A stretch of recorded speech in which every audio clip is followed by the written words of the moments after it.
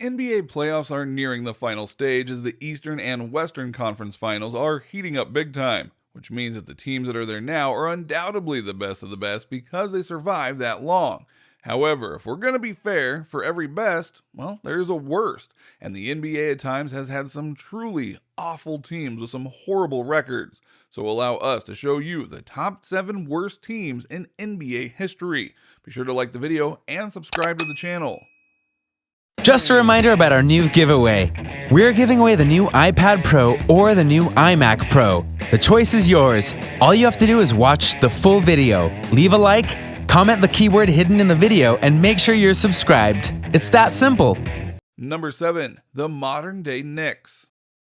Once upon a time, the Knicks were good. Really good even. They won a couple of NBA titles in the 70s, and when Patrick Ewing was on the team, future Hall of Famer at the time, he elevated them to great heights despite not being able to win them another title. But they were contenders, which is sometimes enough to get fans excited as to whether it'll be this is their year.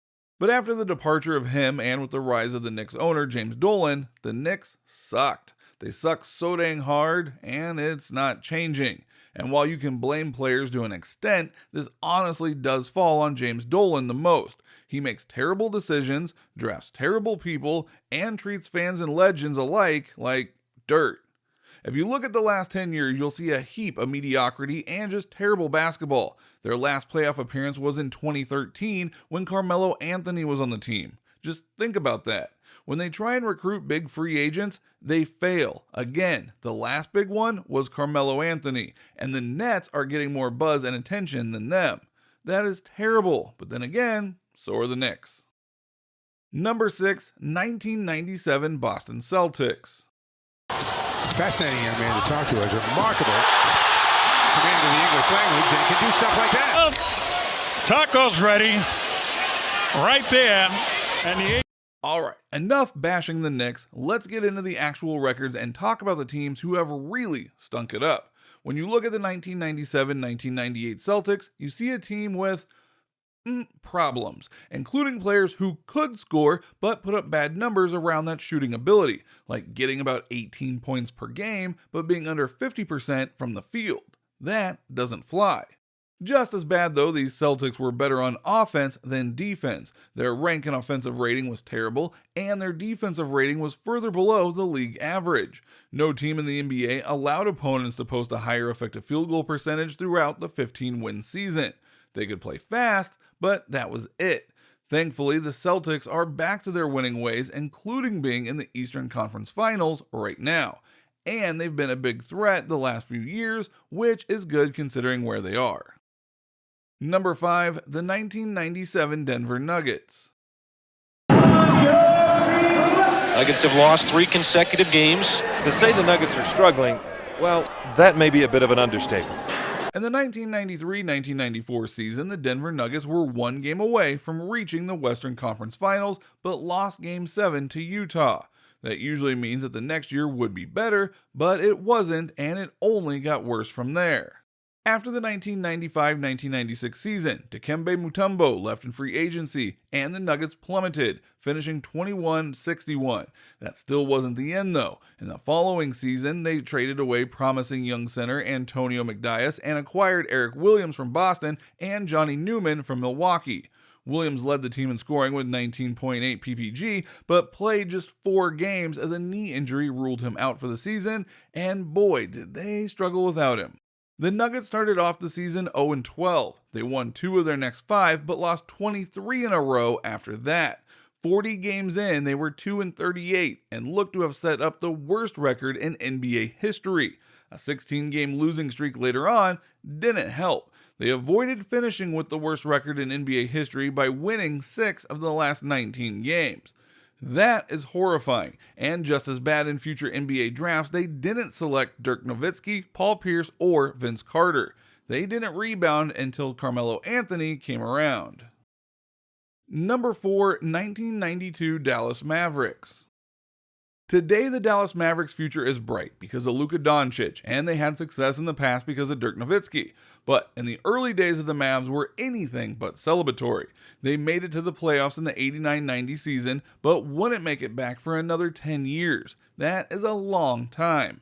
Problems began for the Mavericks before the 91-92 season when they lost people to bans and injuries. Following a 22-60 season in 91-92, the Mavs only got worse. The 92-93 season started disastrously. They lost a player for the whole season, and the fourth pick in the draft, Jim Jackson, refused to join due to a contract dispute, which would go on until March. They started the season 1-15, were 2-30 at one point, and had a record of 40-50 when Jackson finally joined the team. Jackson helped them win 7 of the last 28 games, including the final 2 of the season, to ensure that they would not end up with the worst record in NBA history. But they still stunk. They finished with the worst point differential in NBA history at negative 15.2 points per game. Eventually, Mark Cuban came around to buy the team and led them to much better days, but that decade of depression was hard to swallow for Mavericks fans. Philly went through one of the worst 3-year stretches in NBA history, winning 47 games in 3 seasons, which started in 2013-2014. The Sixers' fortune started to take a downturn after they traded away Andre Iguodala for Andrew Bynum in a 3-team trade in 2012. This was deemed a big deal because of the success that Bynum had with the Los Angeles Lakers. But Bynum would never play a game for Philly due to injuries. The Sixers then started tanking in the 13-14 season, trading away big players for draft picks. In 14-15, they drafted Embiid, who wouldn't play an NBA game for his first 2 seasons, and traded more players away for even more draft picks. Injuries and trading away their best players ensured that the following season would be a disaster. Despite rookie Jahlil Okafor having a solid season, they started off 0-18, which when combined with a 10-game losing streak from last season, led to a record 28-game losing streak. Further, they had 2 losing streaks of 12 games and that season and another of 13. They secured win number 10 in their 78th game to ensure that they wouldn't end up with the worst record in NBA history. Decades before, though, this happened with the same team. Number 2, 1972 Philadelphia 76ers.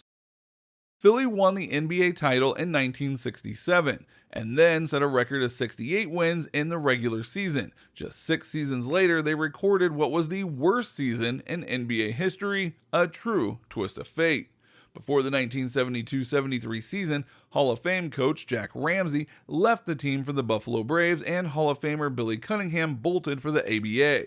They had also traded away All-Star Archie Clark a season before. The loss of those pieces were clear and evident from the get-go. They started off the season by losing the first 15 games, a 14-game, and then a record 20-game losing streak, which meant the Sixers, after 62 games, were 4-58, a pace which would mean they would end up 5-77, which was the worst record in an 82-game season in NBA history at the time, an honor that the once proud 76ers would never have wanted.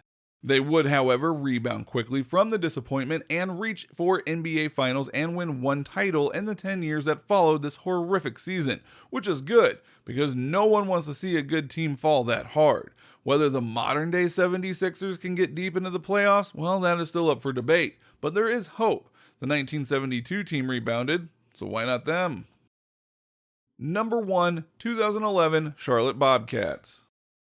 The Charlotte Bobcats are considered the worst team in NBA history in many ways, but the 2011-2012 Bobcats were the worst of the bunch, even if it was the lockout-shortened season with just 66 games. They started off the season 2-4, but then went 5-55 the rest of the way. Many players missed games because of injury. The 2 players drafted previously, Kemba Walker and Bismack Biyombo, had decent rookie campaigns, but nothing spectacular. Kemba would obviously get better and be big for the Celtics, but not this year. Well, right now it's a surreal feeling. This is my dream. I've been waiting a long time for this moment, and it's finally here. And when I went to Charlotte to work out with those guys, it was a great feeling. I left there and I felt good. Met Michael Jordan and Coach Silas, and I felt good. The Bobcats at one point were 7-36 thanks to a 16-game losing streak. The Bobcats lost their final 23 games to end with a woeful winning percentage of .106, just lower than the 1972-73 Sixers. Now sure, they did get better after a while, but that season is haunting for many, and you can't exactly blame the team for not wanting to remember that season. And regardless of the name, they are the worst of the worst, and many look at them and hope that they never fall that far. So, what did you think? What did you think of these NBA teams who have just stunk up the place with their records and lack of skill? Can you believe how bad some of these got? Which of these teams do you personally feel is the worst? Let us know in the comments below. Be sure to subscribe, and we'll see you next time on the channel.